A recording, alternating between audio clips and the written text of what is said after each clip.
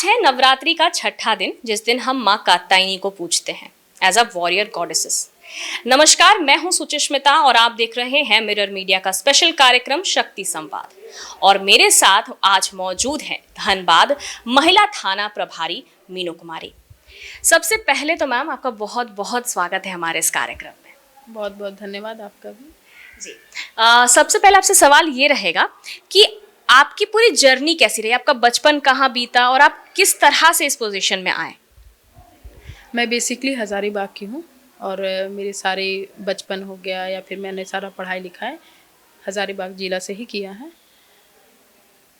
बचपन मेरा जो 10th क्लास था वो कार्मल स्कूल से मैंने दिया है। उसके बाद मैं सेंट ज़ेवियर स्कूल से +2 का पढ़ाई की। उसके बाद फिर ग्रेजुएशन मेरा संत कोलंबस से हुआ है। उसके बाद मैंने अपना मास्टर्स वीवीयू से किया। इस दौरान फिर मैंने सोचा कि मुझे भी गवर्नमेंट जॉब के लिए प्रिपरेशन करना है, तो फिर मैंने उसके लिए तैयारी किया और फिर अल्टीमेटली मैं आपके सामने धनबाद महिला थाना प्रभारी के रूप में यहाँ पे मौजूद हूँ। आपकी दिनचर्या कैसे रहती है? किस तरह से पूरा शेड्यूल रहता है? देखिए, बेसिकली क्या है कि बीइंग अ थाना प्रभारी आपको 24/7 ऑन ड्यूटी रहना पड़ता है, तो उसी में हम लोग समय निकालते हैं। अपना दिनचर्या जो भी हमारा बेसिक कार्यक्रम जो भी एक नॉर्मल आपका ह्यूमन करते हैं उस तरीके से हम लोग भी अपना उसी में मैनेज करते हुए अपना सारा शेड्यूल को बखूबी निभाते हुए फिर अपना ड्यूटी का पालन करते हैं। तो घर और ऑफिस किस तरह से मैनेज करती है?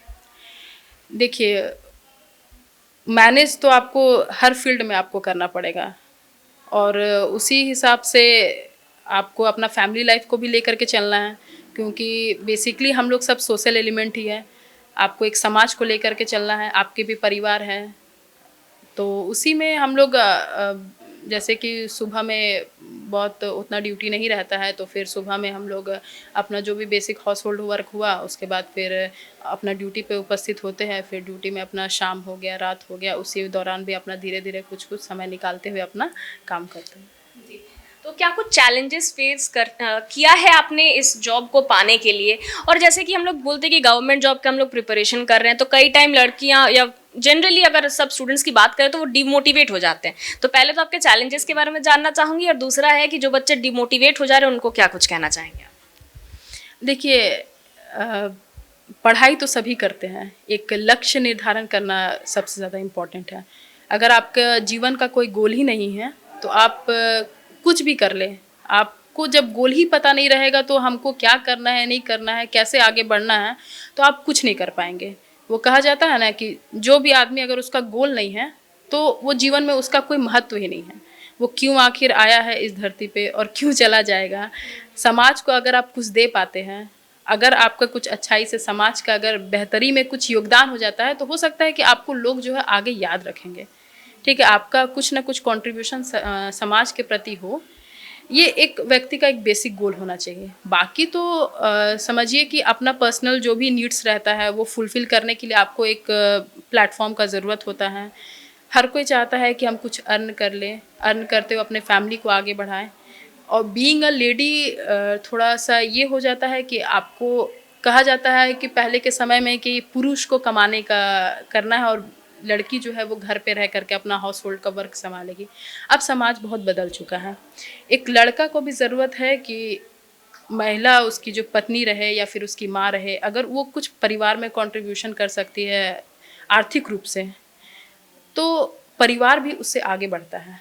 एक हम कहना चाहेंगे कि पुरुष ही ऐसा नहीं है कि पुरुष पे ही सारा का सारा आर्थिक जो बोझ है वो पुरुष पर ही रहे।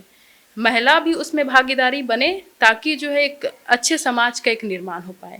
और यहाँ पर क्या कुछ चैलेंजेस आप देखती हैं, किस तरह के जो केसेस आती हैं, तो उसके बारे में कुछ अगर जानकारी देना चाहें? देखिए, ये तो बेसिकली महिला थाना है। इसमें महिलाओं के लिए ही स्पेशल एक थाना जो सरकार का हमारा लक्ष्य है उसके तहत जो है महिलाओं के लिए स्पेशली एक थाना डिज़ाइन किया गया है, ताकि कोई भी महिला आकर के यहाँ पे निर्भीक रूप से अपना जो बात है वो खुले मन से रख पाए। बहुत सारे महिलाओं के साथ ऐसा प्रॉब्लम होता है जिसमें वो पुरुष के सामने खुल करके नहीं बता पाती है कोई भी बात। तो इसके लिए पुलिस विभाग में जो है, पहले देखे होंगे आप कि पुलिस विभाग में जो फीमेल का जो भागीदारी होता था वो काफ़ी कम था। फिर धीरे-धीरे उसमें फीमेल का भी उसमें योगदान आना शुरू हो गया। फिर अभी पुलिस फ़ोर्सेस में काफ़ी फीमेल स्टाफ्स का योगदान है। काफ़ी लोग अपना जॉब कर रही है पुलिस विभाग में। और इसी में क्या है कि ये महिला थाना का संरक्षण ही उसी कारण से हुआ है कि आप जो है अभी महिला के साथ जो भी समस्या हो रही है, आप यहाँ पे आकर के निर्भीक रूप से आप अपना बात रख सकते हैं। महिला थाना में मैक्सिमम जो केसेस आ रहे हैं अभी, वो हस्बैंड वाइफ के विवाद से रिलेटेड आ रहे हैं, जिसमें जिसको हम लोग प्रयास करते हैं कि काउंसलिंग के माध्यम से उसका निपटारा सही तरीके से हो जाए। हम लोगों ने काफ़ी ज़्यादा परिवार को बसाने का काम किया है। और उसके अलावा जो है हमारे पास छेड़खानी का मैटर हो गया, इस तरीके से मैटर यहाँ पे महिला थाना में आते हैं।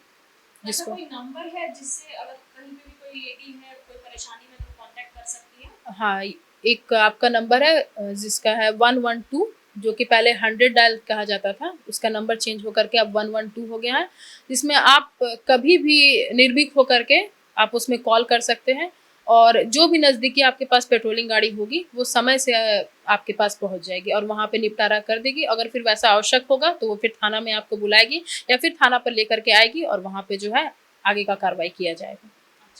अच्छा, आपकी पहले दिन के बारे में जानना चाहूंगी। जब आपने जॉब ज्वाइन किया तो कैसा महसूस कर रही थी? घर वालों का रिएक्शन कैसा था? देखिए, एक जो जॉब का जो पहला दिन होता है ना, वो कभी कोई भूल नहीं सकता है। और इस गवर्नमेंट जॉब में क्या आता होता है कि आपके पास ज्वाइनिंग लेटर आ गया, आपके बाय पोस्ट स्पीड पोस्ट के माध्यम से आपके घर में आ गया, उसी समय ही पूरे समाज को पता चल जाता है कि अरे इसका तो जॉब हो गया है करके। तो फिर उसके बाद जब हम लोग का क्या होता है कि पुलिस विभाग में एक ट्रेनिंग का एक अलग से शेड्यूल होता है, तो 1 साल का लमसम ट्रेनिंग होता है आपका, तो उसमें हम लोग का 1 साल ट्रेनिंग चला। ट्रेनिंग वाला दिन काफ़ी एक्साइटिंग भी कह सकते हैं और थोड़ा डर का भी समय था, क्योंकि एक नया जगह पर जाना, वहाँ पे आप 1 साल के लिए उसके अंडर में हो, वहाँ पे आपको हर दिन सुबह 4 बजे उठना, उसके बाद फिर रनिंग वगैरह, उसमें पैर में कितना दर्द, फिर पढ़ाई, उसी में पढ़ाई भी करना है, क्योंकि फिर लास्ट में हम लोग को एग्ज़ाम भी इस जॉब के निकलने के बाद फिर ट्रेनिंग सेंटर में भी जब लास्ट में आप होगा तो उस समय आपको एग्ज़ाम देना है, तो उसके लिए पढ़ाई भी करना, सुबह का थकावट, बीच में पूरा क्लासेस, फिर शाम को फिर से रनिंग, सारा क्लासेस, मतलब कब सुबह होता था और कब शाम होता था और कब रात होता था पता ही नहीं चलता था। आपको किसी चीज़ का याद नहीं, आप बेड पे गए कब आपको नींद आया उसका कोई गारंटी नहीं है।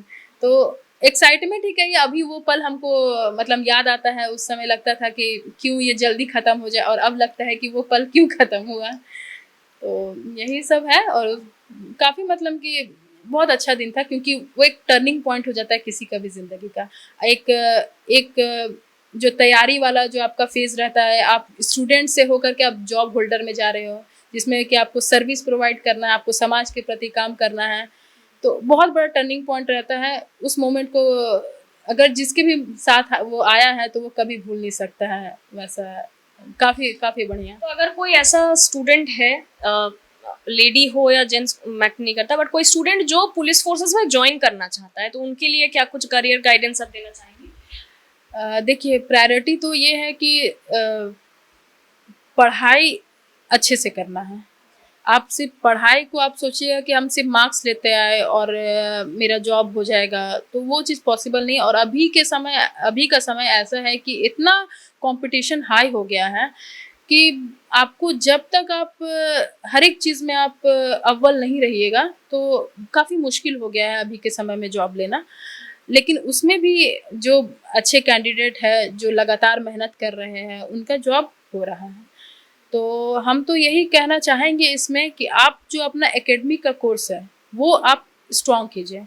अपना फिर उसके बाद आप एक लेवल पे आने के बाद, जैसे कि बहुत कोई क्या होता है कि 10th से ही तैयारी करने लगता है, कोई 12th से तैयारी करता है, कोई ग्रेजुएशन से तैयारी करता है। अगर आपका बेसिक अगर मजबूत है, तो आप अगर ग्रेजुएशन के बाद भी तैयारी कर रहे हैं तो 1-2 साल में आपका निकल सकता है। और नहीं तो फिर अगर आपको थोड़ा-सा लगता है कि आप कमज़ोर है या फिर थोड़ा आपको मेहनत करने का ज़रूरत है, तो आप 12th या फिर जब आप ग्रेजुएशन में हो, ऑनगोइंग प्रोसेस में ही आप शुरू कर दें, तो आपको आसानी से उसमें जॉब मिलने में आसानी हो जाता है। आप किसी कोचिंग का भी मदद ले सकते हैं, लेकिन आजकल तो इतना ऑनलाइन प्लेटफॉर्म, इतना अच्छा ऑनलाइन प्लेटफॉर्म्स आ गया है कि आपको किसी का ज़रूरत ही नहीं है। आप घर बैठे तैयारी कीजिए, आपके पास मोबाइल होना चाहिए, आपका सिम आजकल सभी के पास है, उसमें आप आराम से तैयारी कीजिए और आपका जो है जॉब निश्चिंत रूप से उसमें निकल जाएगा, उसमें कोई दिक्कत नहीं है।